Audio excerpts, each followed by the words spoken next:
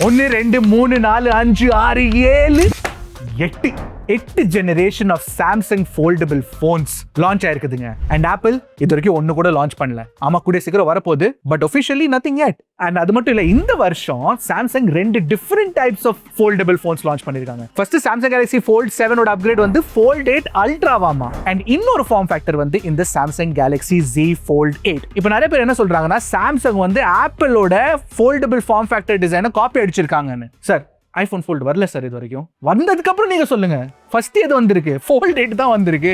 So technically நீங்க பாத்தீங்கன்னா Samsung தான் ஃபர்ஸ்ட் களத்துக்கு இறங்கி இருக்காங்க. ஸோ இந்த புது ஃபார்ம் ஃபேக்டர் வச்சு நம்ம என்னெல்லாம் பண்ணலாம், இந்த ஃபோன் யூஸ் பண்றதுக்கு எப்படி டிஃபரெண்டா இருக்கு, எல்லாத்தையும் இந்த வீடியோல நான் சொல்றேன். இந்த அன்பாக்சிங் அண்ட் ஃபர்ஸ்ட் இம்ப்ரெஷன்ஸ் வீடியோல நான் சொல்ல போறேன். இதான் ஃபர்ஸ்ட் டைம் சேனலுக்கு வந்திருக்கீங்கன்னா, என் பேர் இர்ஷாத், நீங்க பார்த்துட்டு இருக்குது Trakin Tech தமிழ். ஆரம்பிக்கலாமா?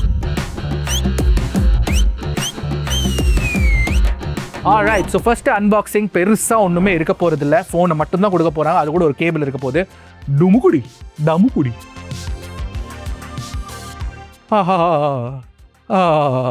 என்ன கொடுத்துருக்காங்க இதில்?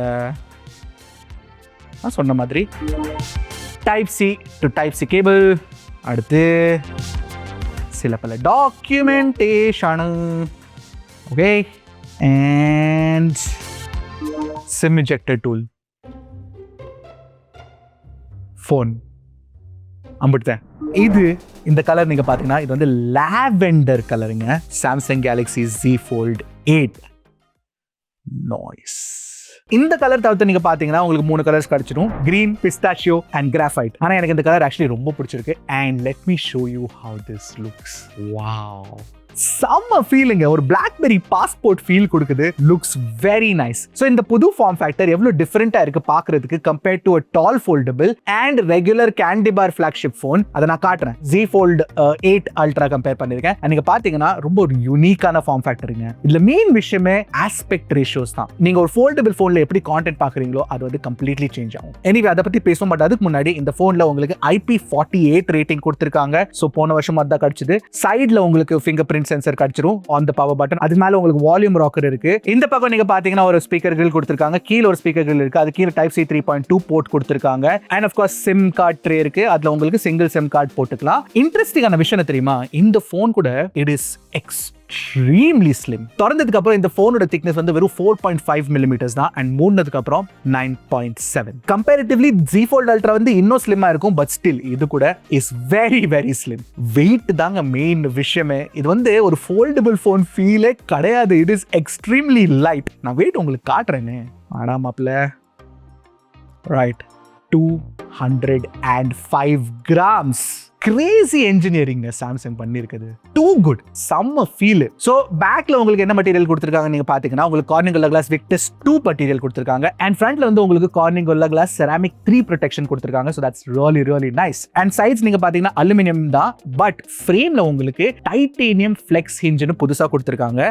It is really nice. Open and close பண்றது வந்து ஒரு சாட்டிஸ்ஃபைங்கான ஃபீல் உங்களுக்கு கிடைச்சிரும், which is very good. Of course இப்படி பாத்தீங்கன்னா உங்களுக்கு க்ரீஸ் தெரியும். பட் நீங்க டிஸ்பிளே ஸ்விட்ச் ஆன் பண்ணும்போது க்ரீஸ் நல்லா குறைஞ்சிருது. அது மட்டும் இல்ல, சாம்சங் என்ன சொல்றாங்கன்னா, நீங்க யூஸ் பண்ண க்ரீஸ் வந்து கம்மியாயிட்டே இருக்குமாமா. அது நாங்க டெஸ்ட் பண்ணும்போது கூட நாங்க நோட்டீஸ் பண்ணோம். இப்போ பாக்குறதுக்கு அதிகமா இருக்கு. இப்போதான் ஜஸ்ட் ஓபன் பண்ணிருக்கோம். பட் ஸ்விட்ச் ஆன் பண்ணிட்டு யூஸ் பண்ண க்ரீஸ் வந்து குறைஞ்சிட்டே போகும், which is very nice. ஒரு இன்ட்ரெஸ்டிங்கான டெக்னாலஜி யூஸ் பண்ணிருக்காங்க. அது மட்டும் இல்ல, மேல வந்து உங்களுக்கு இதுல UTG கிளாஸ் தான் கொடுத்திருக்காங்க. இதுலலாம் உங்களுக்கு கார்னிங் கோரில்லா கிளாஸ் ப்ரொடெக்ஷன்லாம் கிடைக்காது. ஆப்வியஸ்லி ஃபிளெக்சிபிள் டிஸ்பிளேங்க இது. அதை நீங்க பாத்தீங்கன்னா இந்த மாதிரி ஒரு கேமரா மாடியூல் கொடுத்திருக்காங்க. அதுல 2 கேமரா ரிங்ஸ் இருக்கு. கேமரா மாடியூல் கிளாஸா பிளாஸ்டிக்கான்னு எனக்கு தெரியல. ஆக்சுவலி பிளாஸ்டிக்கா இருக்காதுங்க. 1,80,000 வாங்குறாங்க, இதுக்கு பிளாஸ்டிக்கா கொடுக்க போறாங்க. எனிவே டிசைனை பொறுத்த வரைக்கும் எனக்கு ரொம்ப ரொம்ப பிடிச்சிருக்குங்க. அந்த passport feel, blackberry passport feel கண்டிப்பா இருக்கு. இன்ஃபேக்ட் ஆக்சுவல் பாஸ்போர்ட் ஃபீலே இருக்குதுங்க இதுக்கு. பை தி வே, இது கொஞ்சம் வைடா இருக்கிறதுனால நீங்க ஸ்கின் டைட் ஜீன்ஸ்லாம் போட்டீங்கன்னா இது வந்து பாக்கெட் குள்ள நுழையிறது கொஞ்சம் கஷ்டம் தான். Keep that in mind. Okay, இப்போ மெயினா டிஸ்பிளே மேட்டருக்கு வருவோம். ஆன் பண்றேன் நான். டிஸ்பிளே வந்து நீங்க பாத்தீங்கன்னா வெளியே உங்களுக்கு 5.5 inch 10:16 ஆஸ்பெக்ட் ரேஷியோல டிஸ்பிளே கொடுத்திருக்காங்க. அண்ட் உள்ள திறந்ததுக்கு அப்புறம் உங்களுக்கு 7.6 inch 4:3 ஆஸ்பெக்ட் ரேஷியோ டிஸ்பிளே கிடைச்சிரும். அதுவும் நீங்க பாத்தீங்கன்னா 2 டிஸ்பிளேல உங்களுக்கு 120 Hz LTPO super AMOLED technology கொடுத்திருக்காங்க. பிளஸ் 3000 nits peak brightness இருக்குதுங்க. மேட்னஸ். அண்ட் HDR சப்போர்ட் அது எல்லாமே உங்களுக்கு அடிச்சிடும். அண்ட் நீங்க பாருங்களேன் டிஸ்பிளே எப்படி இருக்கு பார்க்கிறதுக்கு, எவ்வளோ தாறுமாறா இருக்குதுங்க. ஐயோ சான்ஸே இல்லை. Really like it. இந்த ஃபார்ம் ஃபேக்டர் என்னமோ ஒரு ஃபீல் சூப்பரா இருக்குதுங்க. எஸ்பெஷலி ஃபீல் எங்க வருது தெரியுமா, டைப் பண்ணும்போது.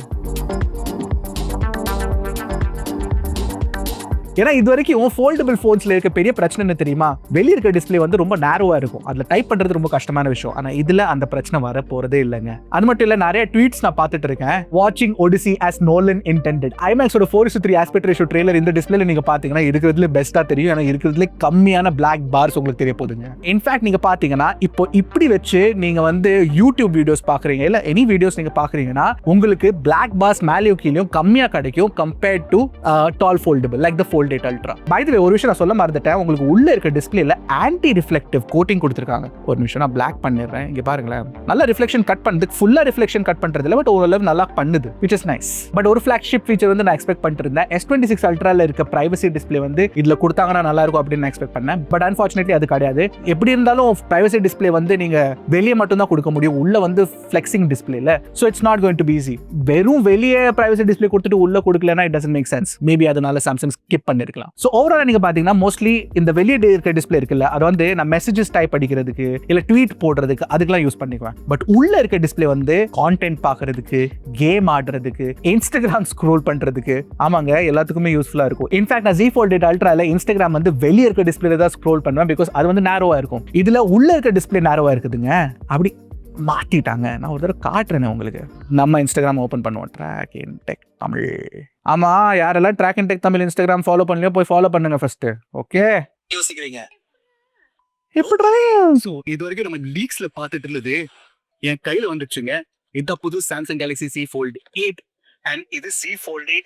Of course உங்களுக்கு சைட்ஸ்ல black bars கிடைச்சிரும், but still it's a good experience. பெரிய ஸ்கிரீன்ல இன்ஸ்டாகிராம் பார்க்குற மாதிரி இருக்குதுங்க. So display design it's a great experience. And உண்மை நான் சொல்றேன், இந்த ஃபோன் வந்து டெய்லி டிரைவ் பண்ணணும்னு எனக்கு ரொம்ப ஃபீலிங்கா இருக்கு. மேபி என்னோட பர்சனல் சிம் கார்டு நான் இதுல போட்டுருவேன்னு நினைக்கிறேன் நான். எனிவே பெர்ஃபார்மன்ஸ் பொறுத்த வரைக்கும் உங்களுக்கு Snapdragon 8 Elite Gen 5 கொடுத்துருக்காங்க. LPDDR5X RAM டைப் இருக்கு, UFS 4.1 ஸ்டோரேஜ் கிடைச்சிரும். அது தவிர்த்து பாத்தீங்கன்னா 3 வேரியன்ட்ஸ் இருக்குதுங்க, 12-56, 12-512 and 16-1TB வேரியன்ட் கொடுத்துருக்காங்க. அண்ட் இது வந்து ஒரு பெர்ஃபார்மன்ஸ் ஃபோனா நீங்க கண்டிப்பா பார்க்கவே கூடாது. பெர்ஃபார்மன்ஸ் ஓரியன்டட் Samsung ஃபோன் வேணும்னா நீங்க S26 Ultra இல்லனா S26 Plus அந்த மாதிரி ஃபோன்ஸ் தான் வாங்கி ஆகணும். ஃபோல்டபிள் ஃபோன்ஸ்ல வந்து உங்களுக்கு பெர்ஃபார்மன்ஸ்க்காக Snapdragon 8 Elite Gen 5 கொடுத்திருக்காங்க, பட் அதோட பெஸ்ட் பெர்ஃபார்மன்ஸ் உங்களுக்கு இதுல கிடைக்காது. சோ Androidல நீங்க பாத்தீங்கன்னா கிட்டத்தட்ட 3.3 மில்லியன் ஸ்கோர் உங்களுக்கு கிடைச்சிடும். Geekbench ஸ்கோர்ஸும் நான் காட்டுறேன் பாத்துருங்க. Genshin Impact ஆடும்போது கூட நீங்க 60 FPS-ல ஆடலாம், பட் கொஞ்சம் ஃப்ரேம் டிராப்ஸ் இருக்கும். அது மட்டும் இல்ல, இது சின்ன ஃபார்ம் ஃபேக்டர்னால Samsung என்ன பண்ணிருக்காங்கன்னா இது ஹீட்டிங் ஆகாம இருக்கிறதுக்கு அவங்க மெயின்லி வந்து throttle பண்றாங்க. சோ அது பண்ணி தான் ஆகணும், because that is the nature of a foldable phone of this size.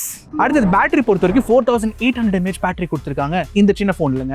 ஆமா, 4800 mAhல பழைய காலம் இர்ஷாத் அப்படி நீங்க சொன்னீங்கன்னா, சார் Fold7ல 4400 mAh தான் கொடுத்திருந்தாங்க. சோ அதோட பெட்டரா கொடுத்திருக்காங்க. So that is good. அது மட்டும் இல்ல, Samsung வந்து சிலிகான் கார்பன் டெக்னாலஜி யூஸ் பண்ணிருக்காங்கன்னு சொல்றாங்க. சோ அதனால தான் அவங்களால இவ்ளோ ஸ்லிம்மா பண்ண முடிஞ்சது, வெயிட்ட கம்மியா வைக்க முடிஞ்சது, and yet ஒரு பெரிய பேட்டரி கொடுக்க முடிஞ்சது, which is nice.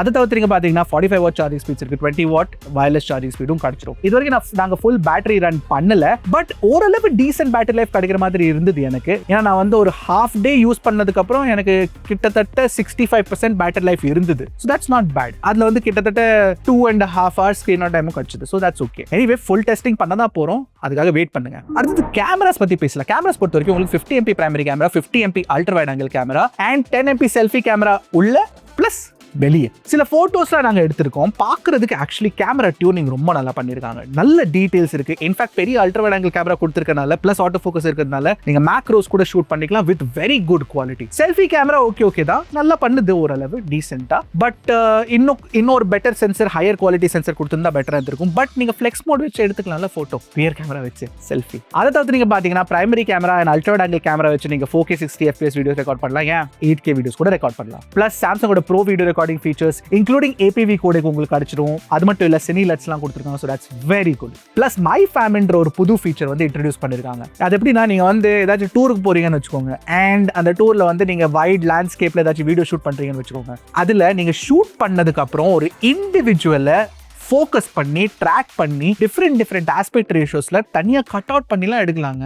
அஃப்கோர்ஸ் இது ஷூட் பண்ணதுக்கு அப்புறம் தான் நீங்க பண்ண முடியும், ஏன்னா அது வந்து கேலக்ஸி ஏஐயோட feature. But still it works super. So ஓவராலா கேமரா எக்ஸ்பீரியன்ஸ் பொறுத்த வரைக்கும் I like it. It's very good. But உங்களுக்கு வந்து பெஸ்ட் கேமரா வேணும், ட்ரிபிள் கேமரா செட்டப் வேணும்னா அப்போ நீங்க கண்டிப்பா Samsung Galaxy Z Fold 8 Ultra தான் செலக்ட் பண்ணணும். சரி, சாஃப்ட்வேர் பத்தி சொல்லணும்னா ஒரு இன்ட்ரெஸ்டிங்கான விஷயம் நடந்திருக்குங்க. One UI 9 based on Android 17 கொடுத்திருக்காங்க right out of the box. Retail போன்ல out of the box Android 17 I think இதான் ஃபர்ஸ்ட் போனா இருக்கும். பிளஸ் சாம்சங் ப்ராமிஸ் பண்றது 7 வருஷம் சாஃப்ட்வேர் அப்டேட்ஸ் வேற.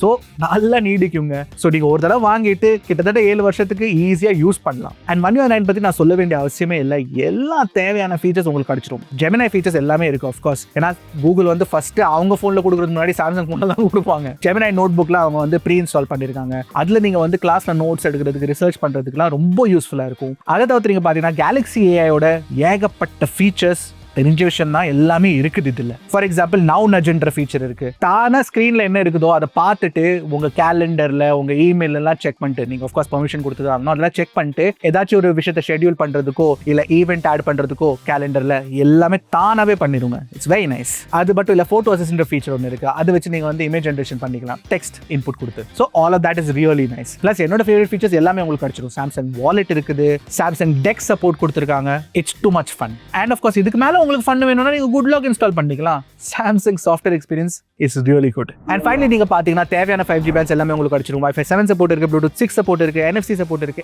Everything is there. ஸோ ஓவராலா நீங்க பாத்தீங்கன்னா 2026ல one of the most interesting phones எதுன்னு நீங்க கேட்டீங்கன்னா இந்த கேலக்ஸி Z Fold 8 தாங்க. Interesting and good, not interesting and bad. And ஒரு புது ஃபார்ம் ஃபேக்டர்னால இதை கையில எடுத்ததுக்கு அப்புறம் இதை யூஸ் பண்ணணும்னு தோணுது. எனக்கு தெரியும் Huawei பூரா X Max அப்படின்ற ஒரு ஃபோன் இருக்கு, அதுவும் இந்த மாதிரி ஃபார்ம் ஃபேக்டர் கொண்டு வருது. அது மட்டும் இல்ல அதுல வந்து பெரிய பேட்டரி அண்ட் டெலிஃபோட்டோ கேமரால உங்களுக்கு கிடைச்சிடும். ஆனா அது வந்து உங்களுக்கு குளோபலி அவைலபிள் கிடையாது. அண்ட் சாம்சங் மாதிரி சாஃப்ட்வேர் எக்ஸ்பீரியன்ஸும் பெர்ஃபார்மன்ஸும் உங்களுக்கு கொடுக்காது. ஸோ ஓவராலா குளோபலி அவைலபிள் ஒரு கிரேசியான ஃபோல்டபிள் ஃபிளாக்ஷிப் ஆஃப் 2026 வந்து இந்த கேலக்ஸி Z Fold 8 தான். பட் ஒரு பெரிய பிரச்சனை இருக்கு. மெமரி பிரைசஸ் ஏறிட்டே போயிட்டு இருக்கு, ஃபோன் பிரைசஸும் ஏறிட்டே போயிட்டு இருக்கு. அதே மாதிரி இந்த ஃபோனோட லான்ச் பிரைஸ் 1,80,000 ரூபா. அந்த விலை கொடுத்து நீங்க இந்த போனை கன்சிடர் பண்ணுவீங்களா? சொல்லுங்க காமெண்ட்ஸ்ல. I want to know. சரி, நான் ஒரு கேள்வி கேட்கிறேன். ஆக்சுவலி அர்ணவ் இந்த கேள்வி கேட்டான். நீங்க 1,80,000 ரூபா கொடுத்து ஒரு சாம்சங் கேலக்ஸி Z Fold 8 வாங்கிட்டு அதை 7 வருஷத்துக்கு யூஸ் பண்ணுவீங்களா, இல்ல அடுத்த 7 வருஷத்துக்கு எவ்ரி இயர் ஒரு 25,000 rupees ஃபோன் வாங்கி சேஞ்ச் பண்ணிட்டு இருப்பீங்களா? 25,000 நல்ல ஃபோன்லாம் கிடைக்கிறது இல்லைங்க இப்போ. என்ன கேட்டீங்கன்னா நீங்க சொல்லுங்க உங்க கருத்து என்ன காமெண்ட்ஸ்ல. அடுத்த வீடியோ சந்திக்கிறேன். அது வரைக்கும் டக்குனு டெக்கு போட கிளிக்கு Trakin டெக் தமிழ்.